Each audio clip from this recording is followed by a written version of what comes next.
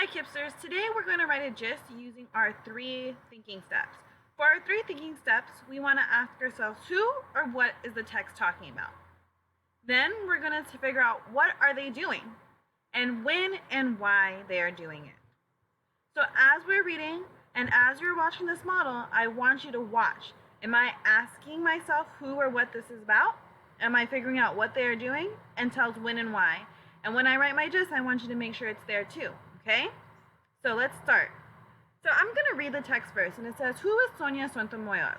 New York City, May 25th, 2009.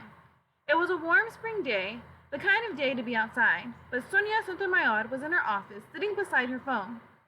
She was waiting for the most important call of her life, a call from the White House. She will learn whether President Barack Obama wanted her to be a judge on the Supreme Court. So when I was reading this, I first decided I was going to circle the title because it's telling us who is Sonia Sotomayor, and that is the person that we are talking about. It's literally giving me the who. I also am going to keep reading, and I saw that it said in 2009, which is telling me when it happened. When I kept reading, it said that she was in her office waiting for the most important phone call in her life. So this is telling me what she is doing. But I want to know why she keeps waiting for this phone call. Well, when I keep reading, she's going to learn to see if Barack Obama wants her to be a judge in the Supreme Court. So that's my why. So putting my who, my what, my when, and my why together, I'm going to create my gist. And my gist is, in 2009, Sonia waited for an important phone call about being a judge in the Supreme Court. So let me check to make sure one more time if it has everything. Does it tell my who? Yes, it does. It says Sonia right here.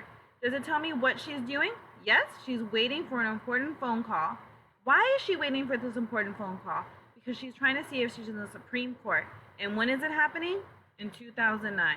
So I made sure I followed all 3 steps and I wrote my gist.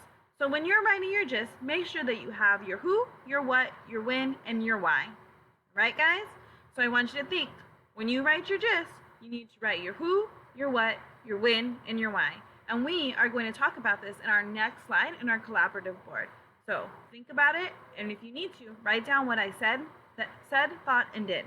Okay? Bye.